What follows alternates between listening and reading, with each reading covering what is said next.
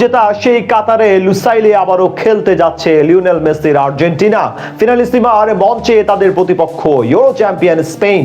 বিশ্ব ফুটবলের দুই পরাশক্তির এই লড়াই ঘিরে তাই উন্মাদনা একেবারেই চরমে। মাঠের লড়াই নামার আগে চলছে স্কোয়াড নিয়ে চুলচেরা বিশ্লেষণ, যেখানে সবচেয়ে বেশি আলোচনায় রয়েছে দু দলের রক্ষণ ভাগ।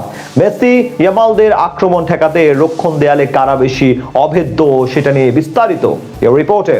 27 মার্চ কাতারের লুসাইল স্টেডিয়ামে ফুটবলের দুই পরাশক্তি স্পেন এবং আর্জেন্টিনা মুখোমুখি হতে যাচ্ছে বহুল প্রতীক্ষিত ফিনালিসিমার লড়াইয়ে। এই হাই ভোল্টেজ ম্যাচে দুই দলের রক্ষণভাগে শক্তি এবং দুর্বলতা বিশ্লেষণ করলে এক রোমাঞ্চকর চিত্র ফুটে ওঠে। ইউরো চ্যাম্পিয়ন স্পেনের রক্ষণভাগে বর্তমানে এক দারুণ ভারসাম্য দেখা যাচ্ছে। তাদের মূল শক্তির স্তম্ভ হিসেবে রয়েছেন আইমেরিক লাপোর্তে এবং রবিন লেনরম্যান্ড, যারা মাঝমাঠ থেকে আক্রমণ গড়ে তোলার পাশাপাশি প্রতিপক্ষের আক্রমণ ঠেকাতেও সমান দক্ষ।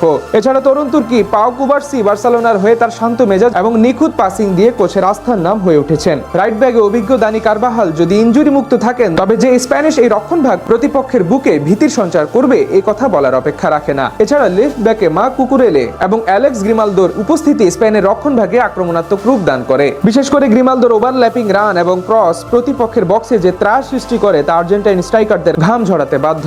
উল্লেখ্য, স্পেনের ডিফেন্স মূলত হাই লাইন বজায় রেখে চলে, যা তাদের পজিশনাল ফুটবল বা টিকি টাকা কৌশলে ব্যাপক সুবিধা দেয়। অন্যদিকে কোপা আমেরিকা জয়ী বিশ্ব চ্যাম্পিয়ন আর্জেন্টিনার ডিফেন্স লাইন পরিচিত তাদের অদম্য মানসিকতা এবং শারীরিক শক্তিমত্তার কারণে। এই দলের রক্ষণের মধ্যমণি হিসেবে থাকছেন ক্রিস্টিয়ান রোমেরো এবং নিকোলাস ওটামেন্ডি। রোমেরো ট্যাগলিং এবং ওটামেন্ডির বাতাসে বল জেতার দক্ষতা যে কোনো স্ট্রাইকারের জন্য দুঃস্বপ্ন। এছাড়া লিসান্দ্রো মার্তিনেজ তার আক্রমণাত্মক ডিফেন্ডিং দিয়ে দলে বাড়তি মাত্রা যোগ করেন। দুই উইং ব্যাকে নাওয়েল মোলিনা এবং নিকোলাস ট্যাগলিয়াফিকো যেমন রক্ষণ সামলান, তেমন দ্রুত গতির কাউন্টার অ্যাটাকে লিওনেল মেসিদের সাহায্য করতে সিদ্ধহস্ত।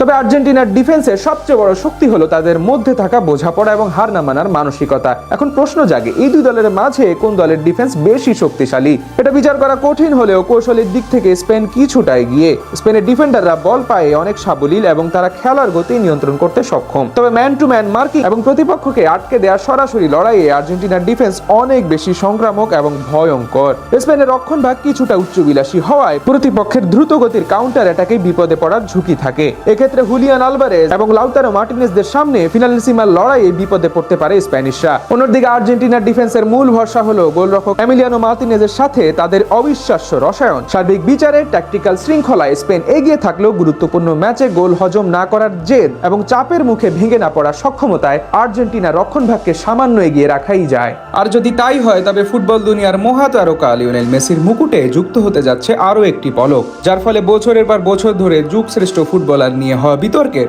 সমাধান খুঁজে পেতে পারে সমর্থকরা। একজন লিওনেল মেসির সমর্থক হিসেবে যেটা হতে পারে আপনার জন্য এক পরম পাওয়া।